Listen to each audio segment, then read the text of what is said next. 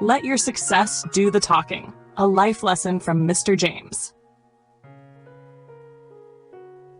In a peaceful town in the Midwest, there lived a teenage boy named Ryan. He was smart, driven, and had big dreams of becoming something great. But Ryan had one habit that often got in his way. He talked a little too much.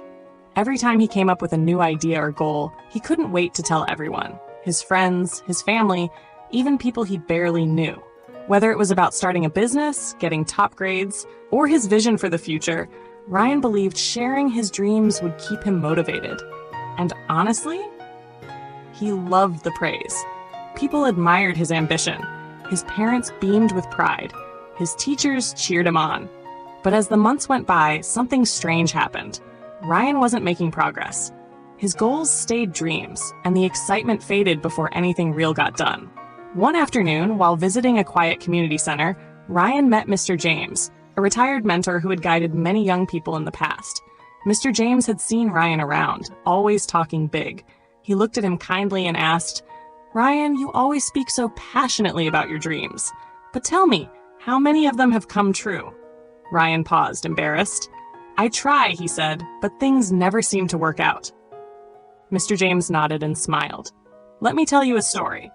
The Silent Farmer." "Years ago," Mr. James began, "there was a man named David, a simple farmer with a big dream. He wanted to own the largest, most beautiful farm in the county. But unlike others, David never spoke of his dream. When neighbors asked why he worked so hard, he'd just smile and say, 'You'll see.' David saved every penny. He worked long hours. He didn't make a fuss. Slowly, he bought small plots of land, planted crops, and expanded. One day, the same neighbors were stunned to see David standing in front of a vast, thriving farm and a home he built with his own hands. An old friend asked, "Why didn't you ever tell anyone about your plans?" David replied, "When you talk too much, people will doubt you.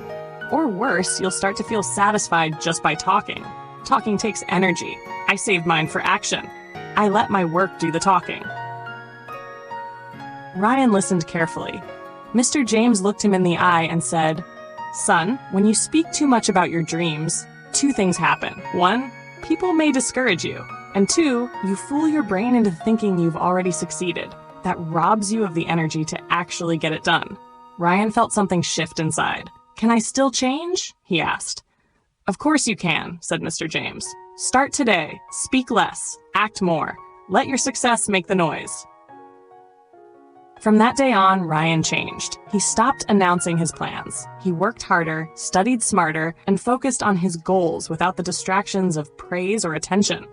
He kept his head down and his spirit up. Months passed. Ryan began to shine, quietly, consistently. When his exam results came in, he had topped his class. Friends were amazed by his transformation. "How did you do it?" they asked. Ryan just smiled, remembering Mr. James's words, "Be silent and get everything." Years later, Ryan became a successful entrepreneur. He shared his story not to boast, but to inspire others to stay focused.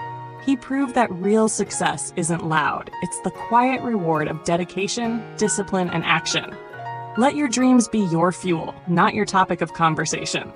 Speak less, work more. Let your success do the talking.